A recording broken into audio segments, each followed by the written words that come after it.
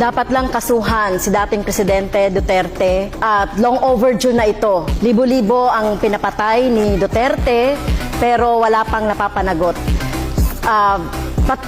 Sinasabi natin dito na dapat ay yung kaso na ito ay matagal na, pati na rin siguro.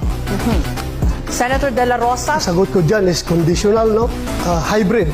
Pwedeng yes, pwedeng no. Yes, in the sense na nobody is above the law.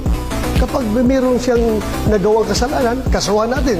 Pero kung wala naman siyang nagawang kasalanan, huwag mo siyang kasuhan base doon sa kaso ng ibang tao. Because guilt is personal. Huwag po nating ipaangkin kay Pangulong Duterte yung kasalanan ni Ninja Caps. Kaya po, after 3 years na tapos na sa pag-ulo, walang kaso. So, mismong siya, si President Duterte, ay umamin na pumatay siya ng tao. Kaya kailangan siyang kasuhan. At ito, sino ba yung nagdisenyo ng mga policy na ito? Siya rin at nag-cause ng pagpatay. Maging si Senator Duterte, Senator Bato ay dapat kasuhan. Gigil na gigil kang kasuhan si Pangulong Duterte at ako ng mga kaso na hindi mo kami maliling. Kumusta na po yung conviction mo sa kasong child trafficking? Ano na po nangyari? Bakit andyan ka pa? Hindi ka pa nakulong.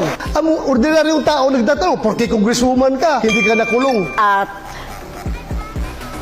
Ang ginawa po natin na pagre-rescue, tama lang po yung ginawa ko na pagre-rescue sa mga teachers, sa mga bata na biktima ng mga harassment, intimidation at threat doon sa sinasabi ni Senator Bato na nakaso.